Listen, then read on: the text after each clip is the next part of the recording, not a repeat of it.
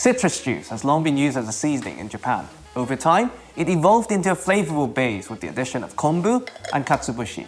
Today, I want to show you how to make Shoyu Ponzu, the tangy, umami-rich dipping sauce, known simply as ponzu today. Here we have 100 ml of yuzu juice. It's bright, floral, tart but not overly sharp. And in the 18th century, this alone would have been considered ponzu.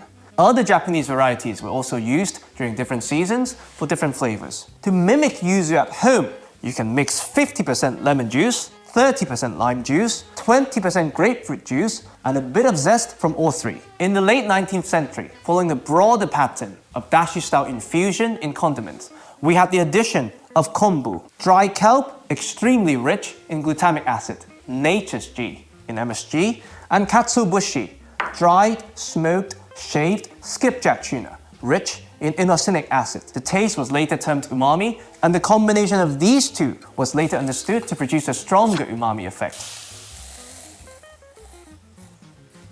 You would then let this steep for a day or two.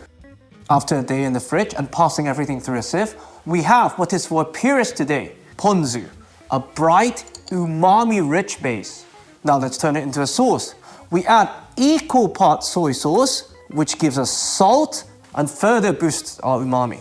Demonstration purposes aside, it is beneficial to add the soy sauce at this stage because the high salt content inhibits flavor extraction from the katsuobushi. Lastly, the mirin, which brings sweetness to balance the acidity. Now, when best to add the mirin is tricky. Traditionally added last because sugar can inhibit the rehydration of the kombu, but the alcohol can act as a solvent for the smoky, savory aroma of the katsuobushi. Double-edged sword. If you want to go the extra mile, kombu for the first day, mirin and katsuobushi for an extra day. And feel free to play with the steeping duration. This is Shoyu Ponzu.